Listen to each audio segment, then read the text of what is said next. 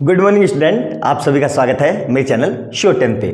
हम class 10 chapter area related to circle पढ़ रहे थे और उसमें हम क्यूब क्यूबॉइड पढ़ चुके हैं और सिलेंडर और कोन पढ़ रहे हैं और उसके रिलेटेड अब हम क्वेश्चन करने वाले हैं। एक लेक्चर ऑलरेडी मैं इस पर बना चुका हूं, अब ये नेक्स्ट लेक्चर है जिसमें हम क्वेश्चन करेंगे। तो वीडियो को ज़्यादा देर ना करते हुए चलिए पहला क्वेश्चन देखते हैं क्या कह रहा है। और पहला ही क्वेश्चन इतना ज़बरदस्त है कि आपको समझ में ही नहीं आएगा कि क्या कह रहा है। क्या कह रहा है? If the height of a cylinder is 4 times its circumference, the volume of cylinder in terms of its circumference will be। आई बात समझ में? मतलब कोई सिलेंडर है, उसकी हाइट जो है वो 4 गुनी है सरकमफ्रेंस के, तो हमें वॉल्यूम निकालना है सरकमफ्रेंस के टर्म्स में। ठीक है, तो हमें पता है वॉल्यूम ऑफ सिलेंडर क्या होता है। वॉल्यूम ऑफ सिलेंडर, ध्यान से समझना, बहुत प्यारा क्वेश्चन है। वॉल्यूम ऑफ सिलेंडर क्या होता है? पाई आर स्क्वायर एच। और सरकमफ्रेंस क्या होता है? Circumference of cylinder. सिलेंडर मतलब सर्कल, क्योंकि बेस में उसके क्या होता है? बेस में भाई सर्कल ही होता है ना, तो ये होता है 2 पाई आर। आया समझ में? अब ध्यान से समझो, हमें सरकमफ्रेंस के टर्म्स में निकालना है, मतलब आर और एच को हटाना पड़ेगा। आर और एच को कैसे हटाए, आराम से समझना। तो हमें एक कंडीशन दे रखी है, क्या कि जो हाइट है, height equal to 4 into circumference. 4 into circumference. अब सरकमफ्रेंस को मैं सी से लिख रहा हूं ताकि इतना लंबा लिखना ना पड़े। मतलब एच जो है वो 4 टाइम्स है सी के। क्लियर है यहां तक? अब दूसरा देखो, सरकमफ्रेंस किसके बराबर है? 2 पाई आर के। ध्यान से समझना। तो क्या मैं आर को यहां से, आर को ये लिख सकता हूं सी अपॉन 2 पाई। ये चीज समझ में आई कि नहीं? अब मैंने ऐसा क्यों लिखा? देखो, एच भी सरकमफ्रेंस के टर्म्स में आ गया और आर भी सरकमफ्रेंस के टर्म्स में आ गया। अब इन दोनों वैल्यू को यहां पुट कर दो, तो यहां पे लिख दे पुटिंग, वो वैल्यू पुटिंग, ऐसे लिखो, putting value of H and R in equation 1। ये है इक्वेशन 1। ठीक है, तो यहां पे क्या हो जाएगा? v इक्वल टू पाई ऐसे ही रहा into R square. R square मतलब आर इंटू आर, मतलब इसको 2 बार लिख रहा हूं मैं, c upon 2 pi into C upon 2 pi. ये चीज समझ में आई कि नहीं? इनटू, ध्यान से देखना, इनटू। अब h किसके बराबर है? 4c के, तो मतलब 4 इंटू सी। अब देखो, 2 से ये कट गए पूरे और एक पाई से ये पाई कट गया, तो v किसके बराबर आ गया? देखो, c मतलब c क्यूब, और क्या बचा नीचे? 1 पाई। तो यही हमारा आंसर है। मतलब जो हमारा वॉल्यूम है वो सरकमफ्रेंस के टर्म्स में क्यूब, सरकमफ्रेंस का क्यूब अपॉन पाई आएगा। आई बात समझ में? बहुत ही प्यारा सिंपल सा क्वेश्चन था। करवाने का मकसद इसलिए था कि इस तरह का क्वेश्चन आपने शायद ही किया होगा और एकाएक एग्जाम में आ जाएगा तो दिमाग काम करना बंद कर देता है। अब ऐसा क्वेश्चन आपने कर लिया, अब अगली बार कैसा भी थोड़ा सा घुमा के 8 टाइम्स 2 टाइम्स या कुछ भी ऐसा कहे तो आप इजिली निकाल लोगे। आई बात समझ में? नोट डाउन कर लो। नेक्स्ट क्वेश्चन देखते हैं। नेक्स्ट क्वेश्चन देखो क्या कह रहा है। A right circular cylinder of height 16 centimetre is covered by a rectangular tin foil of size 16 centimetre into 22 centimetre. Find the volume of cylinder. देखो करेंगे कैसे। मैं आपको बार बार बोलता हूं कि क्वेश्चन करने से पहले सबसे पहला हमारे दिमाग में स्ट्राइक करनी चाहिए क्या, कि वॉल्यूम ऑफ सिलेंडर क्या होता है। तो वॉल्यूम ऑफ सिलेंडर ये होता है हमारा पाई आर स्क्वायर एच। मतलब वॉल्यूम हमारा तभी निकलेगा जब आर निकलेगा और एच निकलेगा। एच हमें दिया हुआ है, आर निकालना पड़ेगा। सर आर कहां से आएगा? अब ध्यान से देखो, ये कंडीशन दे रखी है। क्या कह रहा है कि जो उसका हाइट है इतना और वो ढका, वो कवर्ड किया गया किससे? कोई फॉइल है, ऐसे समझो प्रैक्टिकली। जैसे ये देखो, मैं आपको लिख के दिखा देता हूं।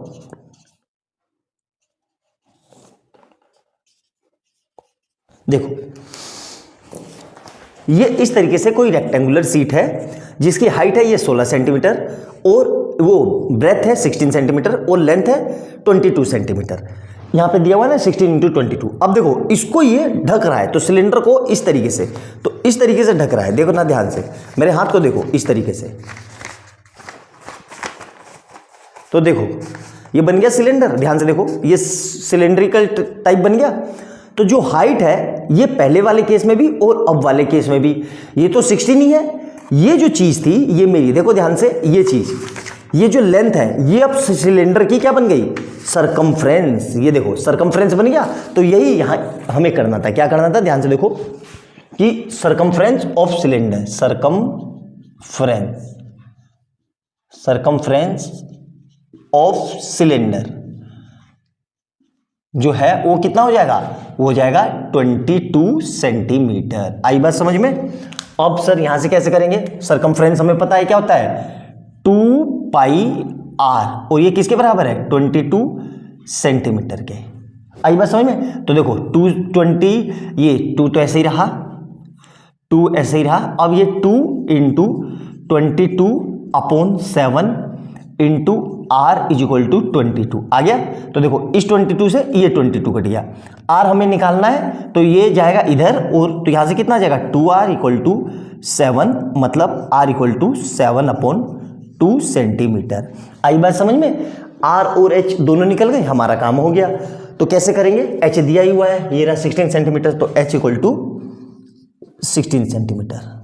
अब दोनों को यहां पे रख दो, तो V इक्वल टू कितना हो जाएगा, पाई की वैल्यू कितनी, 22/7 इंटू R स्क्वायर, मतलब इसको 2 बार लिखूंगा मैं, 7/2 इंटू 7/2 इंटू H कितना है 16।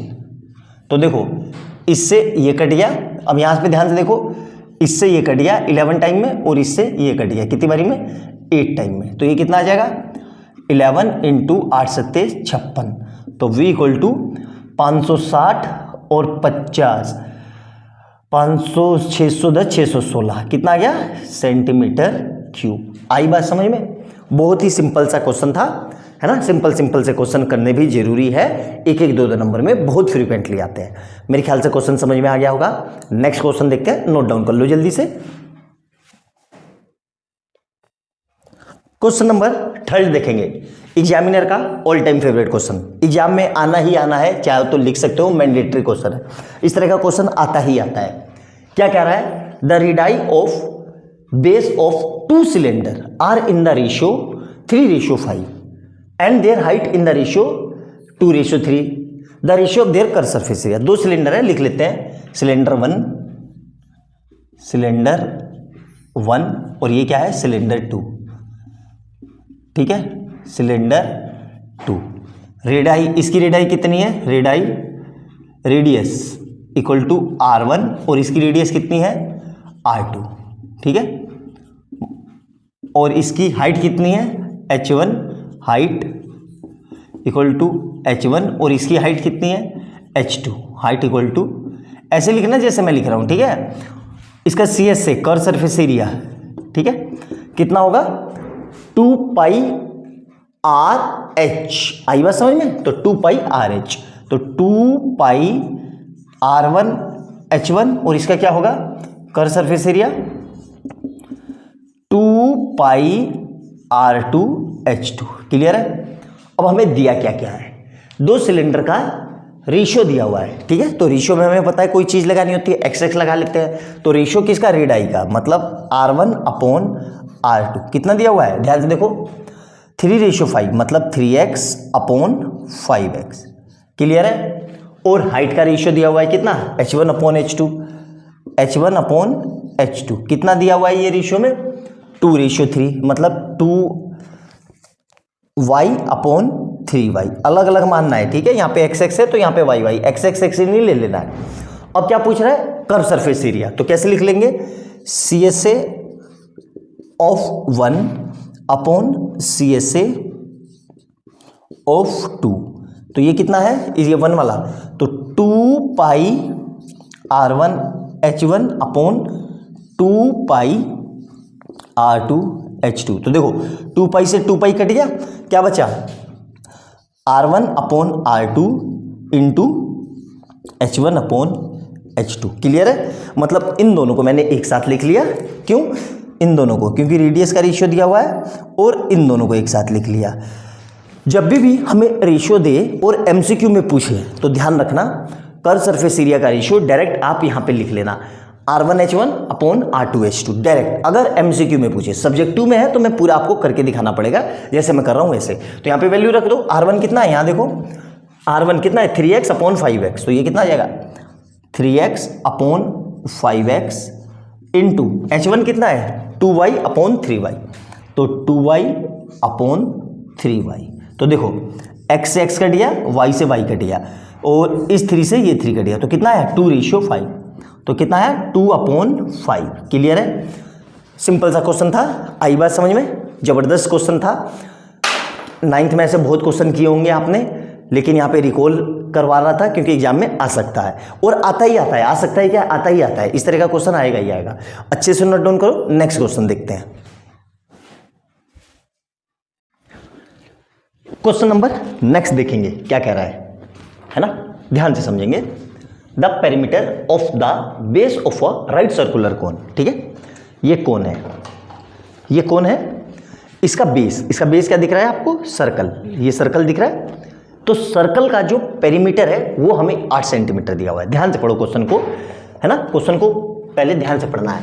The perimeter of the base किसका, सिलेंडर, वो कोन का, of right circular cone is 8 centimetre. तो हमें क्या दिया हुआ है, पेरीमीटर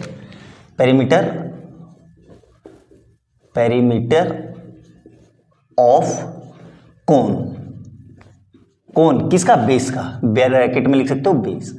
कितना दिया हुआ है, 8 सेंटीमीटर। और कोन का पेरीमीटर अभी मैंने बताया था, देखो चाहो तो फिर से देख लो। बेस में क्या बन रहा है, सर्कल। तो सर्कल का पेरीमीटर क्या होता है, 2πr। हमें क्या दिया हुआ है, मतलब 2πr इक्वल टू कितना है, 8 सेंटीमीटर। तो देखो r को यहीं रखेंगे और 2π डिवाइड हो जाएगा, मतलब r इक्वल टू 8/2π। तो इससे ये कट गया, तो कितना आ गया r, 4/π सेंटीमीटर।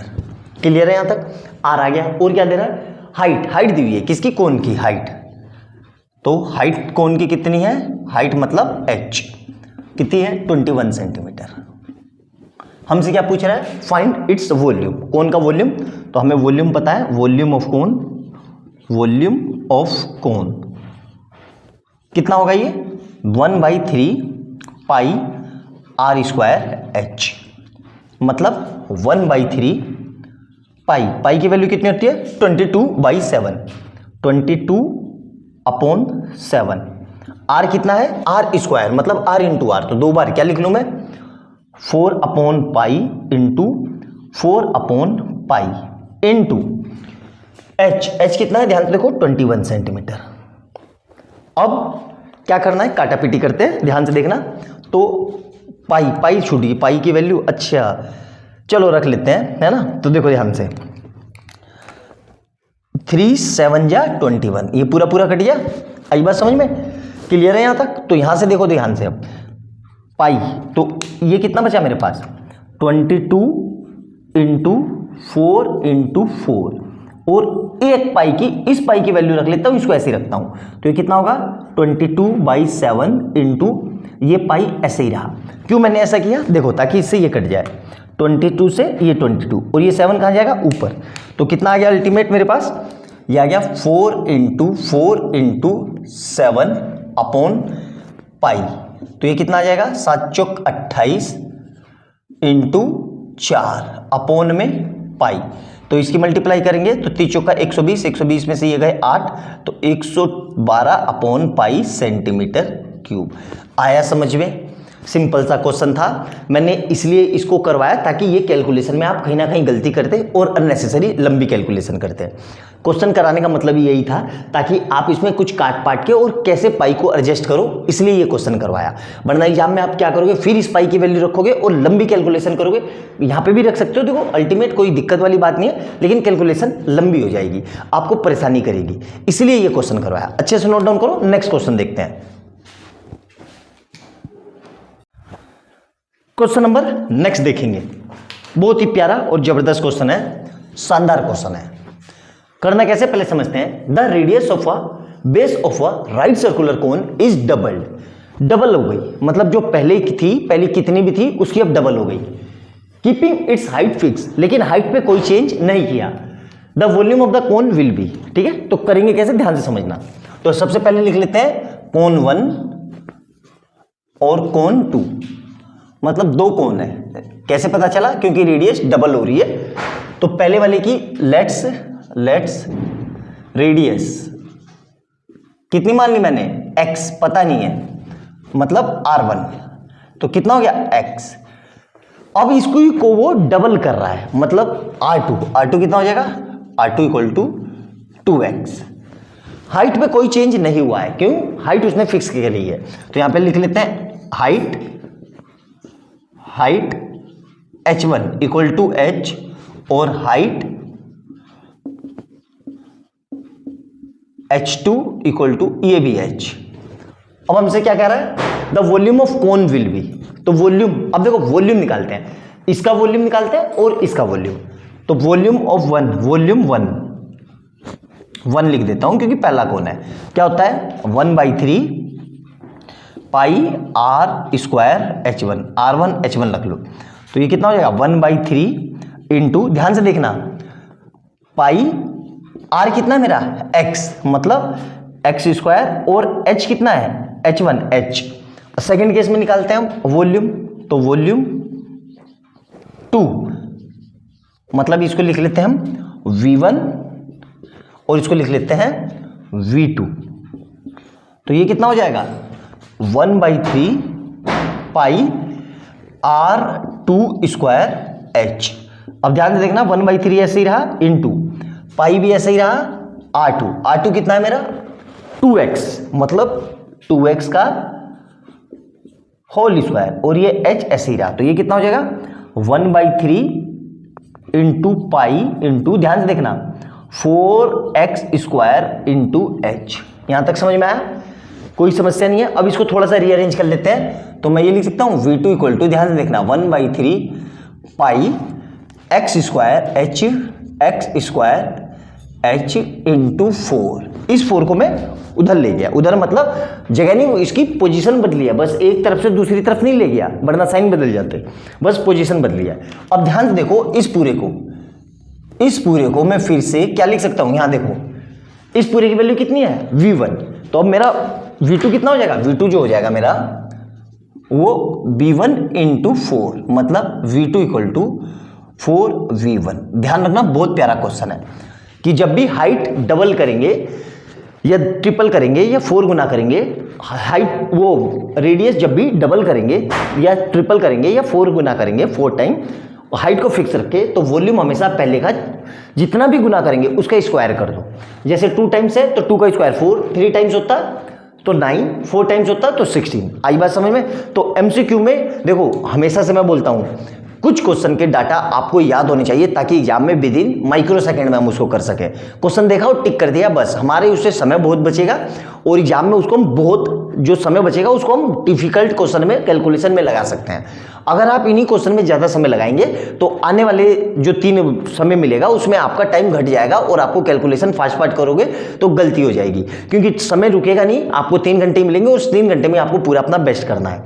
तो इसलिए कुछ क्वेश्चन के डाटा आपको याद होने चाहिए कि वहाँ पे बैठते ही तुरंत क्लिक हो जाए। आई बात समझ में। तो ये क्वेश्चन नोट डाउन कर लेना, इसका जो डाटा बताया मैंने इसको लिख लेना, अच्छे से समझना, और वीडियो अच्छी लगे तो लाइक एंड सब्सक्राइब करना और बेल आइकन दबाना, ताकि जैसे मैं कोई नई वीडियो डालूं उसका नोटिफिकेशन तुरंत मिल जाए। मिलते हैं अगली वीडियो में बहुत प्यारे क्वेश्चन के साथ, तब तक के लिए स्वस्थ रहिए, खुश रहिए और लगातार तैयारी करते रहिए। ठीक है, मिलते हैं अगली वीडियो में। बाय बाय दोस्तों।